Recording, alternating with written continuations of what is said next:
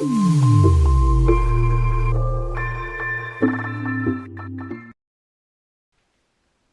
दोस्तों, नमस्कार। मेरा नाम है कौशिक और इस वीडियो में मैं आपको जानकारी दूंगा क्लास 10 के अध्याय 15 प्रश्नावली 1 में। देखिए 3 प्रश्न है जो घन और घनाभ से रिलेटेड है, तो इस प्रश्न को कैसे सॉल्व करना है उसको मैं आपको बताऊंगा। वीडियो को शुरू से आखिर तक देखते रहिए। यहाँ पे देखिए जो प्रश्न दिया है इसमें लिखा हुआ है कि एक घनाभ 8 मीटर लंबा, 4 मीटर चौड़ा और 2 मीटर ऊंचा है। घनाभ के सभी विकर्णों की लंबाई ज्ञात कीजिए। तो इसका सूत्र भी होता है, उसको हम लोग बाद में देखेंगे। पहले जो दिया है उसको नोट कर लेते हैं। जैसे कि दिया है घनाभ 8 मीटर लंबा है, मतलब लंबाई दिया है, तो लंबाई हम लोग लिख सकते हैं। लंबाई को एल से भी शो कर सकते हैं और चाहे तो हम लोग इसको ए से भी शो कर सकते हैं। तो यहाँ पे मैं एल से शो करूँगा। लेंथ, लंबाई मीन्स लेंथ। ये कितना दिया है आपका 8 मीटर, तो यहाँ पे 8 मीटर लिखूँगा। उसके बाद देखिए यहाँ पर 4 मीटर चौड़ा दिया है, तो इसका मतलब चौड़ाई कितना है, इसका 4 मीटर है। यहाँ पे मैं नोट कर दूंगा चौड़ाई, इसको विड्थ बोलते हैं, 20 से दर्शाते हैं। यहाँ पे हो जाएगा 4 मीटर। उसके बाद देखिए यहाँ पर इसकी ऊंचाई दिया है 2 मीटर, जो यहाँ पे लिखा है 2 मीटर ऊंचा। तो हम लोग इसमें 2 मीटर नोट करेंगे। तो 2 मीटर यहाँ पे, तो यहाँ पे हो जाएगा ऊंचाई 2 मीटर। और ऊंचाई को हम लोग क्या बोलते हैं, हाइट इक्वल्स टू हम लोग यहाँ पे लिख सकते हैं 2 मीटर। हमको निकालना क्या है इसमें, देखिए सभी विकर्णों की लंबाई ज्ञात कीजिए। तो हम लोग जानते हैं कि विकर्ण की लंबाई, तो यहाँ पे नोट करेंगे विकर्ण की लंबाई बराबर इसका सूत्र होता है एल स्क्वेयर बी स्क्वेयर और एच स्क्वेयर। लंबाई का स्क्वायर और चौड़ाई का स्क्वायर और ऊंचाई का स्क्वायर हम लोग नोट कर सकते हैं। उसके बाद देखिए यहाँ पर हम लोग क्या करेंगे, इन सभी जगह पे इन सभी मानों को लिखेंगे। तो यहाँ पे क्या हो जाएगा, यहाँ पे हो जाएगा देखिए एल की जगह हो जाएगा 8 का स्क्वायर, यहाँ पे बी की जगह हो जाएगा देखिए 4 का स्क्वायर, और एच का जगह देखिए यहाँ पे क्या लिखा है 2, मतलब 2 का स्क्वायर। घात 2 है तो हम लोग जानते हैं कि इसको 2 बार गुना करना है, मतलब कितना हो जाएगा 8 का हो जाएगा 8 अट्ठे 64। उसके बाद प्लस 4 चौक 16, 2 दूनी कितना हो जाएगा 4। इन सभी को आपस में ऐड करेंगे, कितना आ रहा है देखिए 64, और यहाँ पे 60 और 4, तो 16 और 4 कितना होगा, यहाँ पे 20 होगा। 20 और 64 कितना होगा 84 होगा। तो यहाँ पे हम लोग नोट कर सकते हैं √84। अब उसके बाद देखिए 84 का रूट है, मतलब वर्गमूल निकालना। हिंदी में वर्गमूल बोलते हैं, इंग्लिश में रूट होता है। तो यहाँ पर हम लोग इसका रूट निकालेंगे, वर्गमूल निकालेंगे। चलिए रफ में इसका वर्गमूल कैसे निकालते देखते हैं। सम संख्या है 2 से भाग, तो यहाँ पे 42 आएगा। फिर सम संख्या है 2 से भाग, तो 21 आएगा। 21 एक विषम संख्या, 3 से भाग देंगे, 3 सत्ते 21 और 7 एकम 7। तो यहाँ पर देखिए इसमें हम लोग जानेंगे कि 2 गुना 2 गुना 3 गुना 7 प्राप्त हुआ। रूट के अंदर है तो ये जोड़ी बनेगा, बाकी सबका जोड़ी नहीं बनेगा। जिसका जोड़ी बनता है वो क्या होता है, इस वर्गमूल वाले निशान से बाहर हो जाता है, तो यहाँ पे 2 होगा। रूट के अंदर क्या होगा 3 सत्ते 21। तो फाइनली हमारा आंसर कितना आ रहा है 2√21। यहाँ पे इकाई भी लिख सकते हैं और वर्ग मीटर भी लिख सकते हैं, जो भी है। तो ये हमारा आंसर होगा। अब देखिए सेकंड प्रश्न में हम लोग आ चुके हैं। इसमें सेकंड प्रश्न में हम लोग क्या करेंगे, यहाँ पे देखिए लिखा हुआ है एक घनाभ के विकर्ण पृष्ठ विकर्ण की लंबाई ज्ञात कीजिए जिसकी भुजा 12√3 सेंटीमीटर है, उसका आकाशीय विकर्ण कितना होगा। तो यहाँ पे इसकी एक भुजा जो है वो क्या है आपका 12√3 है, और उसका आकाशीय विकर्ण कितना होगा हमको पता करना है। ये घनाभ के पृष्ठ विकर्ण की लंबाई ज्ञात करना है। और यहाँ पर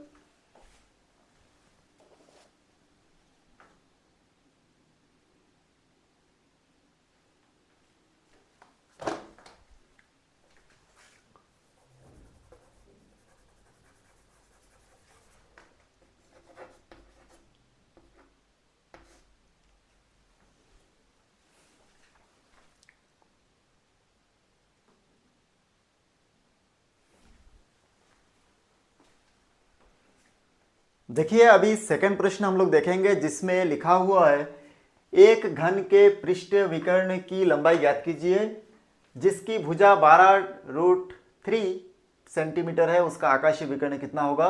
तो भुजा कितना है 12√3 है, उसका आकाशीय विकर्ण हमको पता करना है। घन की बात हो रहा है तो इसलिए हम लोग यहाँ पर देखिए किसका उपयोग करेंगे।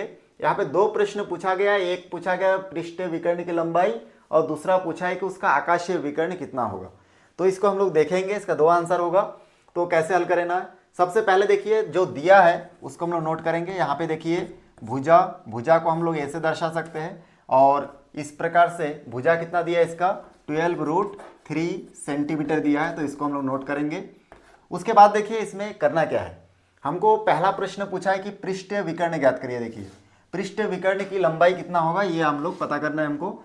तो हम लोग पृष्ठीय विकर्ण का सूत्र लिखेंगे, जो हमको मालूम है कि पृष्ठीय, ठीक ना, किसका, घन का। तो घन का पृष्ठीय विकर्ण की लंबाई, पृष्ठीय विकर्ण की लंबाई और पृष्ठीय विकर्ण की लंबाई आपको याद रखना है। सूत्र होता है a√2 होता है। क्या होता है, a√2 होगा। तो यहाँ पर a का मान कितना है देखिए 12√3 है, इसमें नोट कर दीजिए 12√3 और साइड में क्या है देखिए उसको √2 कैसे गुना में लिखिए। उसके बाद √3 √2 आपस में मल्टीप्लाई हो जाएगा, यहाँ पे 12 का 12 होगा और यहाँ पे रूट के अंदर हो जाएगा 3 दूनी 6, क्योंकि रूट और खाली संख्या आपस में गुना नहीं हो सकता, खाली हमको गुना के रूप में बैठा के रखना है। तो ये देखिए सॉल्व हो चुका है, बहुत आसान था। तो इतना हमारा आंसर होगा। अब देखिए यहाँ पे आकाशीय विकर्ण पता करना है। तो देखिए आकाशीय विकर्ण बराबर है a√3 होता है। a का मान इसमें दिख रहा है 12√3 है, तो यहाँ पर हम लोग a क्या जगह लिखेंगे 12√3 और ऑलरेडी 3 है, इसको कोष्टक के अंदर लिख सकते हैं। उसके बाद देखिए यहाँ पर 12√3 और √3 है, इसको आपस में सॉल्व करेंगे तो यहाँ पे हो जाएगा 12 और √3 हो जाएगा खाली 3। हम लोग जानते हैं ये सूत्र होता है √3 इंटू √a क्या होता है, खाली a होता है। उसी प्रकार से √3 इंटू √3 क्या होगा आपका, खाली 3 होगा। बहुत सिंपल था। उसके बाद देखिए यहाँ पे 12 3 कितना होगा 36, तो यहाँ पर मैं लिख सकता हूँ 36 और यही हमारा क्या होगा, आंसर होगा। बहुत सिंपल था। चलिए अब हम लोग तीसरा प्रश्न देखते हैं कि उसको कैसे हल कर सकते हैं। अगर सब एक ही नाप का होता तो हम लोग को मालूम चल जाता कि ये क्या है, घन है, लेकिन खंबा घन नहीं होता, घनाभ आकार का होता है, ठीक ना, जिसमें आमने सामने की भुजा समान होती है। तो यहाँ पर हम लोग सूत्र लगाएंगे बड़े से बड़े खंबे की ऊंचाई लंबाई। तो यहाँ पे हम लोग लिखेंगे खंबे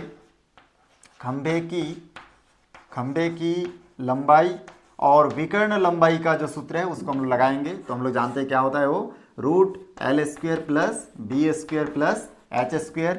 यहाँ पर हम लोग इन तीनों वैल्यू को यहाँ पे पुट करेंगे तो यहाँ से हो जाएगा देखिए √L के जगह हो जाएगा 10 का स्क्वायर, b के जगह हो जाएगा देखिए 10 का स्क्वायर और h के जगह हो जाएगा 5 का स्क्वायर मतलब 5 स्क्वायर।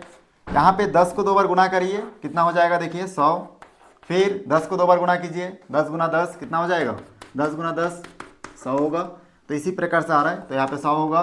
फिर प्लस 5 गुना 5 कितना होगा, यहाँ पे देखिए 5 गुना 5 हो जाएगा 25। बहुत लोग मिस्टेक क्या करते हैं, 5 के साथ 2 का गुना करके 10 लिखते हैं। 10 नहीं लिखना है आपको, ठीक ना। ऊपर का घात क्या बताता है हमेशा कि नीचे वाला संख्या कितने बार गुना करना है। तो यहाँ पर ये 5 का हो जाएगा 5 पंजे 25 और इस प्रकार तीनों को जोड़ देंगे 100 100 200 और 25 हो जाएगा 225। चलिए इसको लाइन खींच के यहाँ पे नोट करता हूँ। तो बराबर क्या लिख सकते हैं √225 का अगर वर्गमूल निकालेंगे तो कितना आएगा देखिए।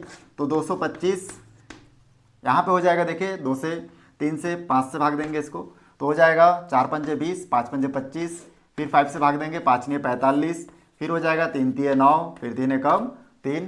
तो इस प्रकार से ये आ जाएगा आपका देखिए कितना जा रहा है इसमें 5 इंटू 5 इंटू 3 इंटू 3, 2 का जोड़ी बना 2 का नहीं बना, कुल मिला के इसमें 5 और 3 का जोड़ी बना है तो 5 से कितना आएगा 15। तो 15 ही हमारा आंसर होगा। तो इस प्रकार से हमको पता चल गया कि इसमें जो 15 इसमें देखिए मीटर में है कि मीटर, तो इसका मतलब 15 मीटर ही होना चाहिए इसका आंसर। तो इसका मतलब खंबे की बड़े से बड़े खंबे की लंबाई क्या होना चाहिए 15 मीटर होना चाहिए, ठीक ना। इससे अगर ज़्यादा मीटर का होगा तो उस रूम में नहीं आएगा। तो ये हमारा आंसर था, बहुत आसान था। इसमें 3 क्वेश्चन हमेशा पूछा जाता है घन और घनाभ से। तो घन की जो कोर की संख्या होती है कितनी कोर होती है, या घन में कितने शीर्ष होते हैं और घन में विकर्ण कितने होते हैं। तो उसका आंसर है कि घन में कोर की संख्या 8 होती है, ठीक ना। कोर की संख्या 12 होती है। घन में शीर्ष की संख्या जो है वो 8 होती है और घन में विकर्णों की संख्या कितनी होती है? 16 होती है। ये आपको याद रखना है, एग्जाम में बहुत बार पूछा जाता है। दोस्तों इस वीडियो को शुरू से आखिरी तक देखें, इसलिए आप सभी का बहुत बहुत धन्यवाद। फिर मिलते हैं एक नई टॉपिक और नई वीडियो के साथ। धन्यवाद।